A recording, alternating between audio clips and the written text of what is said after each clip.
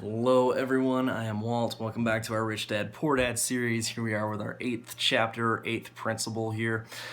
That we're talking about getting started. So after taking in all the advice we have so far from the previous chapters and that I have summarized and talked about how we could apply today, let's look at kind of how we should get started in terms of actually doing something. Now, here's one problem a lot of people have with self-help videos or materials or books or any of these things, is they read all these la-di-da ideas of, this sounds so nice, and then they never use them, okay? Now, here's the thing. If you can use just one of these principles, you can make a massive difference in your financial success, a massive difference in your life. Many of these kind of principles will do that. Now, he's got a few of his own principles last minute, but I kind of feel like jumping into Think and Grow Rich here is a good idea in terms of some of the principles that work effectively there, okay? A lot of what he has really to say here is about desire, belief, and action, which is kind of the formula out of Think and Grow Rich. Now, it's desire, faith, and a bunch of other steps that kind of allow you to acquire those and strengthen those and achieve those and understand them, really. But desire and belief and action are really the keys here, so that's kind of what we're getting pitched at the very end of this book. As we kind of near the end here with this these final two chapters. So this principle is really, first off, desire something, okay? Desire your wealth, desire something. And he says that in this one you want to have something more than just reality itself. Think of something that is a vision, okay? Think of something that is just more than whatever. And I would say that's a valuable idea. He's got plenty of other useful principles in here, such as using your assets to buy luxuries and not looking just to pick up liabilities with time. Some of the same kind of financial advice we've gotten earlier. But I would say the biggest takeaway from this chapter, this kind of principle, is just believe in yourself, okay? First off, desire some money, desire some wealth, because having more wealth is going to be useful, at the very least, it's going to help you when it comes to having, rainy days, because a lot of people cannot afford the $400 expense. What is it, like 50% of people can't afford that? And that just seems ridiculous to me. That people spend so much of their money and don't save enough versus other countries where they are going to save more. Say what you will about the consumption side of the economy, C plus I plus G plus NX being our equation for GDP and all that. But regardless, you don't want to have, no money to fall back on, and you want to have wealth because it allows you to live a better life, access more materials, teach better, learn more, all that kind of stuff, really make a difference in the world.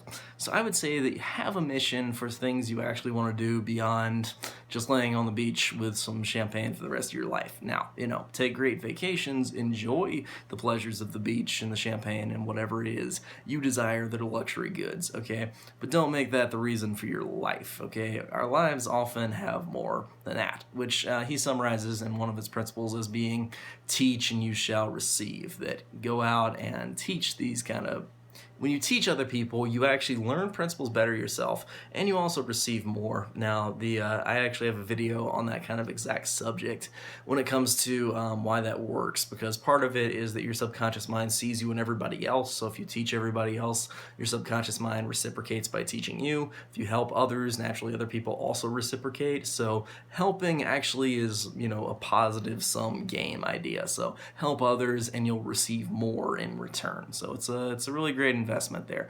It's like giving $1 to somebody else and receiving back, 10 from the universe here, or 9 from the universe and 1.5 from the person and whatever, Anyway, the idea is basically that teach and you shall receive. So teaching is something I love to do, at least in terms of these videos, in terms of my writings, things like that. It's something I find extremely enjoyable, even when you don't think it's going to be. Sometimes just doing this will lift my day no matter what. Anyway, I would say that those are some of the big takeaways here. Remember an asset, remember a liability, remember that at the end of the day, you really just need to believe in yourself here, okay? If so many people can become rich, okay, you can too.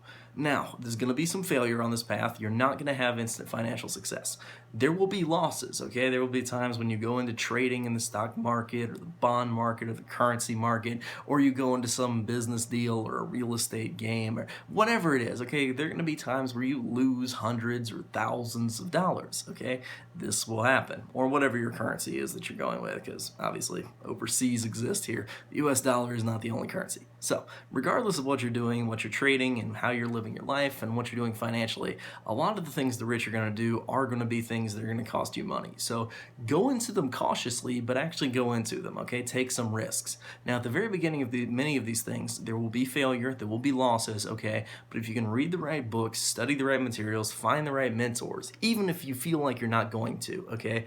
You will find these people, okay? They will come to you. Law of attraction and all that, okay? It's, I would describe it more as the subconscious mind. When you condition it to say, I am a rich person, I will succeed financially, it will search through all the information you are ever exposed to, every little sideways bit of information that you get in your eye. Your subconscious mind is processing it at a huge speed, okay? It is going extremely fast, and it is only going to give you the most important stuff that you request. So if you think about rich things, you think about being rich, think about financial success, then your subconscious mind is going to serve you up everything in line with that, and those are going to be like the winners. It's going to give you great ideas. Now, this won't happen all at once. There will be winners and losers when you begin, but if you can learn to work with this, okay, you're going to find the gold everywhere. At the beginning of this chapter, it says that there's gold everywhere. Most people do not know where to look for it. You know, this is the exact thing here. It's the acres of diamonds story all over again. We all have access to so much wealth, so much potential, but we barely ever scratch the surface of it. Even the richest people rarely get, actually down there. They just kind of scratch the surface of their own potential. So I would say that the key here is to know that there are acres of diamonds everywhere. There is opportunity everywhere, and you can achieve your dreams. Anyway, that's about it for chapter 8. I will see you guys next time with our final chapter, so stay tuned. I'll see you then.